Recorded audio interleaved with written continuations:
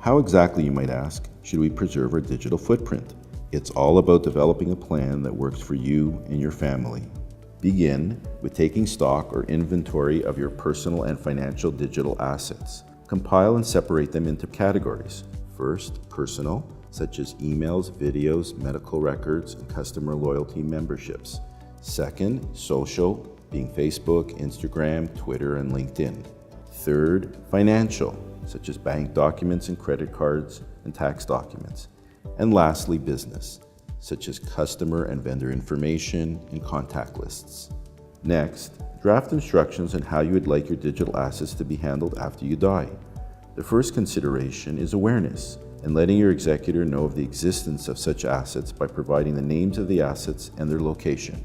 Second, you'll want to clearly address what your wishes are. The more information you can provide, the better. Outline straightforward instructions, such as the name of the beneficiary, and include any relevant notes. Third, you should indicate how access is to be granted. Identify a secure place to store your inventory of assets and instructions, such as location, username, and password.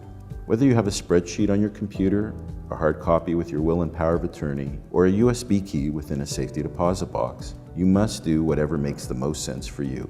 Perhaps the most important step is naming a digital executor. Be sure to choose a person you fully trust and ensure that your digital executor is technically capable. Decide whether you pick a family member or friend, depending on the sensitivity of the content to which your executor will be privy.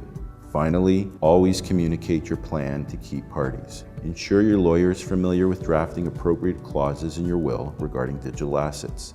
You may consider adding a clause which covers the definition of digital assets and states that if you draft a memorandum with instructions concerning your online accounts, which you may occasionally alter, that your executor follows such instructions. Remember that our online accounts and assets will live long after we do. It's vital to protect them and safeguard not only their financial value, but the sentimental value as well.